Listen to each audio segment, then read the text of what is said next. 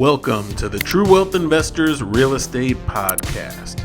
Creative investing strategies to help you build true wealth. I'm your host, Chad Harris.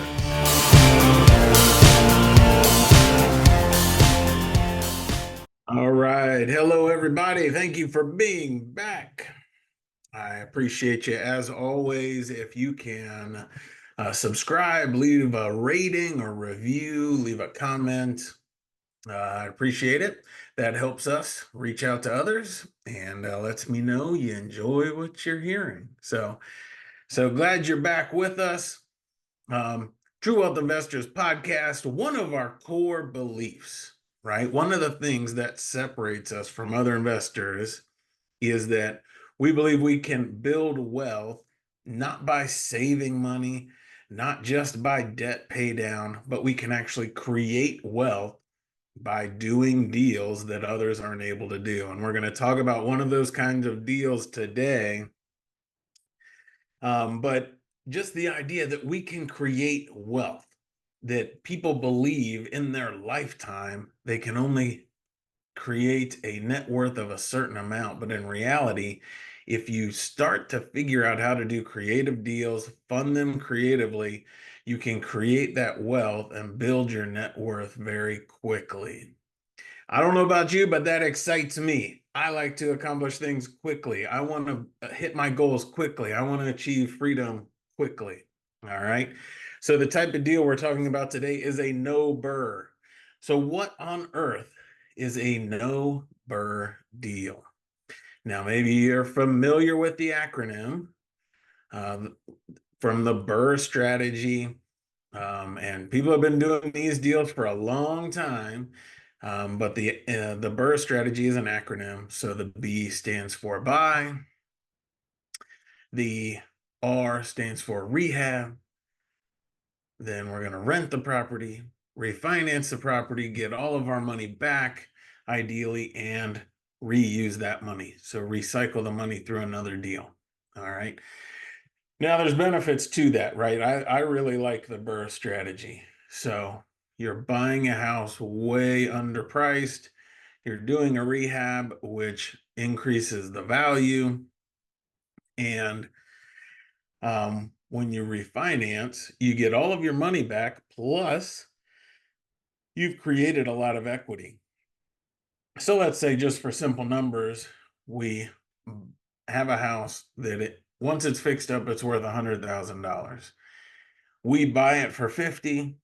We put in $20,000 on the rehab. That bumps the value up to $100,000 based on comparable sales in the area.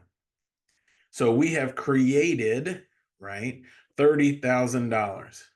We haven't saved $30,000. We haven't earned $30,000 necessarily, like earned income, but we have created $30,000. And so on our balance sheet, there's now $30,000. If we were to sell that property, we would receive $30,000 minus the costs of the sale, right? Closing costs, realtor fees, things like that. So that's how we can start to create wealth. Now, today we're going to talk about a deal that's even better, right? If you like the BRRRR, the downside of the BRRRR is that it's slow. You got to wait to get all your money back. You feel stressed in the process. So the solution to that is the no BRRRR. Now, a no BRRRR deal is going to be very similar. We're not going to have our own money in the deal, but we're going to still create that wealth, create the net worth there, create that equity, and get our cash flow. All right. The way we're going to do that is we're going to use our final financing on the front side of it. So let's look at an example here. I'll share my screen for you. Real simple example.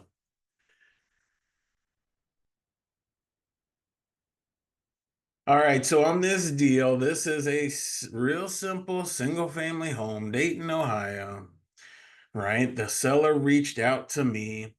They had sold me a rental property before. They wanted to sell this house. They were living in it. It's on a, not really, I guess it's a busy street. I wouldn't say it's super busy, but it's one of the busier streets there, and they wanted to live back in the neighborhood. And so they had been getting hounded by wholesalers and realtors, and the offer they kept receiving was $40,000. Now, they liked me better. They'd already worked with me. We'd built that relationship and that rapport. And so she called me, wanted to sell me the house instead of all these people she didn't know. And what she wanted was $40,000, or what she thought she could get for the house was $40,000. I met with her. I looked at the house. It's a super simple one-story house with a unfinished basement, no garage. Um, and so I agreed with her. 40,000 was fine, right? That's a real easy negotiation. I didn't have to beat her down on price. I didn't have to tell her house was beat up or had problems. I just agreed that her house was nice, and the price that other wholesalers had given her and put in her head, I agreed was a fair price. She was thrilled. She got the money she needed to go to the house she wanted to get into, right? So we purchased the property for 40,000. It really didn't need much. It needs paint. It needed painted. We put flooring in 2 rooms, and just cleaned up a little bit. $8,000 rehab, right? Not much. Really not much at all. Now, the house fixed up. Here's the key. Fixed up was worth 90. We could have listed it with a realtor just with a few updates and fresh paint and having it all cleaned out. Could have listed it with a realtor for 90. So we offered a loan to a private lender for $60,000. $60,000, if you look at loan to value, right? The loan of $60,000 compared to the after repair value is 66%, which is really conservative. So most commercial lenders might be 70%, 75% loan to value. Conventional loan is 80% loan to value. So we offered a loan to a private lender of 66%. He said, great. He's lent to us before. He's always been happy with his payments. So we received $60,000 to purchase the property and rehab the property, right? That's our final lender. That lender is based on the after repair value. It's a low interest rate, interest only payments that will be extended. So whenever the balloon comes up, they'll extend the payments. And so we spent $48,000 for the purchase and rehab. We received $60,000 in funding for the purchase and rehab. So we kept $12,000 of that initial funding, right? Our cash was $12,000. Now, that made it safer, and because it's like reserves while we're doing the remodel. So in case maybe the roof had an issue we didn't realize, maybe the furnace is bad, something like that, we could have used it for that. We didn't need to, so we kept the $12,000. We have an interest only payment long term, so we have very good cash flow on this house. And that cash flow we can then use to help fund the next deal, right? There's no refinance. There's no need to refinance. Now, if you did a standard BRRRR, you would be coming up with 48,000 and then eventually refinancing for maybe 63,000, let's say. And so maybe you'd get 15,000 after you do the work and you pay off the lenders on the front end. Here, we just have a lender on the front end and we're done. We fixed the house, rented it very quickly. That was it. The deal was over, right? We have $12,000 in pocket. We have $30,000 created in equity, and we have great cash flow on the rental. All right. I hope this kind of deal excites you, because you don't have to do a ton of these deals. Let's say you did 3 of these deals in the next year, you would have $36,000 in your bank account. You'd have great cash flow from 3 properties, let's say. The total might be $1,200 a month, right? Cash flow. And you're going to have almost $100,000 in equity built up just in that 1 year. Okay, that's 3 deals. That's just 3 deals. What if you did 6 deals a year? How many years would it take you to hit that $1 million figure? Not long. All right. So now the key to that, if you want to do a no BRRRR deal and you want to make that money up front, right? I know everybody likes that idea that when you purchase the property, you actually make money. You actually get paid $12,000.